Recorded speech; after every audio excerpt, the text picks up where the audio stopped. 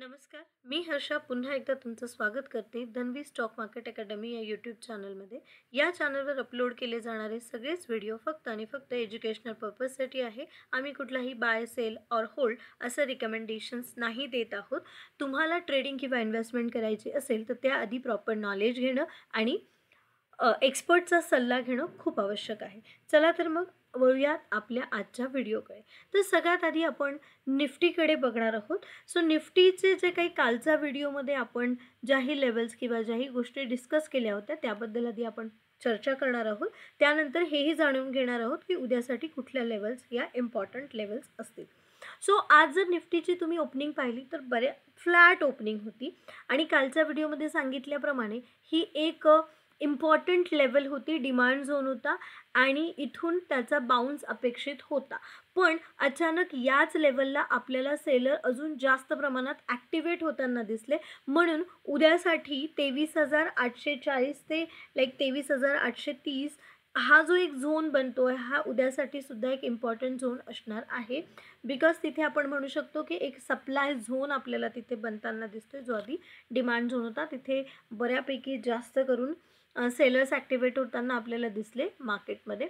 आणि निफ्टी त्यानंतर एक सुंदर मुवमेंट दिल्यानंतर एक कन्सॉलिडेशन झोनमध्ये आपल्याला एक कन्सॉलिडेट होताना दिसला आणि 23,700 इथे तो एक कन्सॉलिडेट होऊन त्याने तिथून जस्ट एक हर्डलचं काम केलं आहे. 23,700 ही जी लेवल आहे इथे एक हर्डलचं काम केलं आहे आणि तिथून आपल्याला पुन्हा एक डाऊन ट्रेंड बघायला मिळाला. तो पूर्ण 23,500 पर्यंत आपल्याला एक डाऊनफॉल तिथे बघायला मिळाला. सो हा आजच्या निफ्टीचा जो काही मुवमेंट होती यावरून आपण काय इम्पॉर्टंट लेवल फाइंड आउट केले आहे.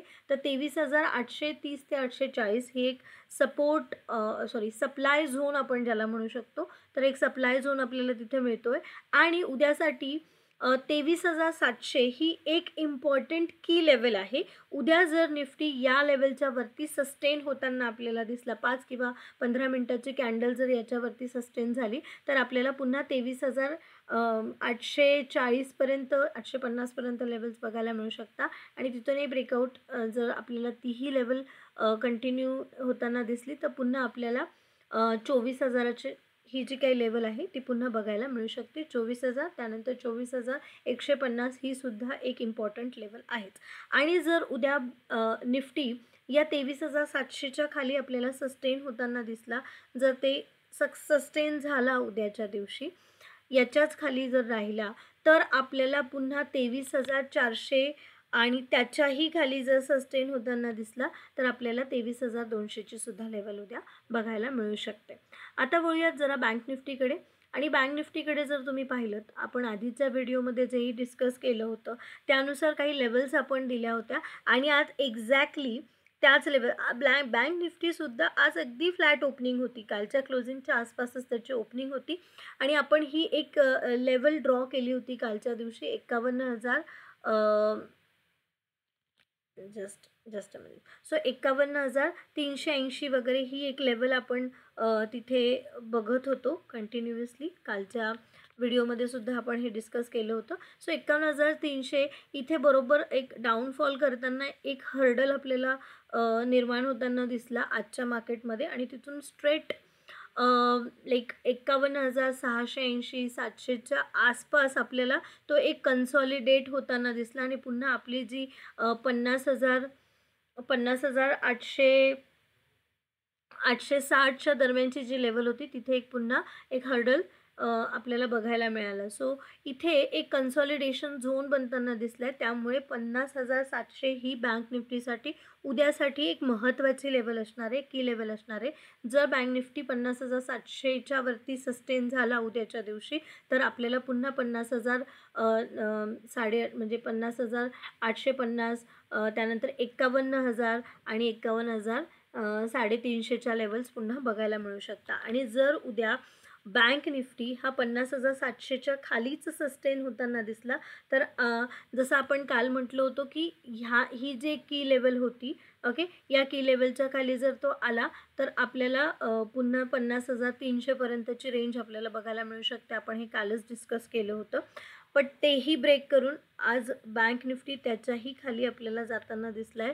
सो पुन्हा जर का उद्या बँक निफ्टी 50,700च्या खाली सस्टेन झाला तर आपल्याला पुन्हा 50,350ची लेवल 50,350ची लेवल आपण बघू शकतो आणि तेही क्रॉस केलं तर अजून आपल्याला 49,900ची सुद्धा लेवल पुन्हा बघायला मिळू शकते. आणि उद्या जर 49,900च्या खाली जर बँक निफ्टी अजून डाऊनफॉल करताना दिसला तर मग पुन्हा 49,600 ते 49,500 ही एक डिमांड झोन आहे. सो इथून सुद्धा आपल्याला इथपर्यंत येऊन निफ्टी बँक निफ्टी पुन्हा बाउन्स होताना दिसू शकते. आता आपण थोडंसं ऑप्शन चेनकडे वळूयात. सो OI डेटा जो आहे, सो सगळ्यात आधी आपण निफ्टीचा OI डेटा बघूयात.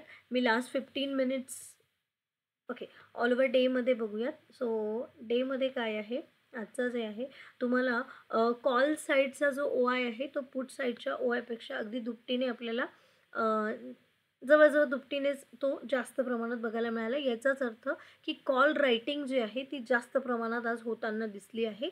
आणि त्यानुसार जर आपण लेवल्स बघितल्या तर 23,300चा एक ही जी एक स्ट्राईक प्राईज आहे, या स्ट्राईक प्राईजला पुट रायटिंग ही सगळ्यात जास्त होताना दिसतो. सो 23,300चा एक स्ट्रॉंग सपोर्ट आहे, बट तो खूप लांबचा सपोर्ट झाला आहे. त्याच्या आधीच आपल्याला 23,500चा एक सपोर्ट बघायला मिळू शकतो.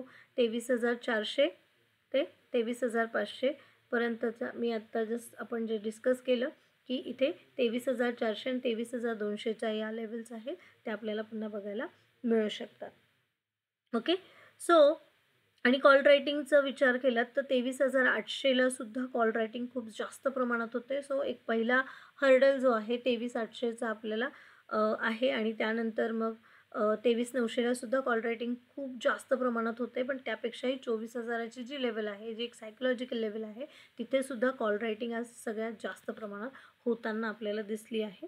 सो एकूण व्ह्यू जर आपण बघितला निफ्टीचा, सो लास्ट 15 मिनिट्समध्ये काय घडलं आहे तेही थोडंसं चेक करूयात. आणि मग ओके सो लास्ट 15 मिनिट्समध्ये सुद्धा काय आहे, लास्ट 15 मिनिट्समध्ये सुद्धा पाहिलं तर आपला हा टोटल OI आहे, इथे काही चेंजेस होणार नाही आहे.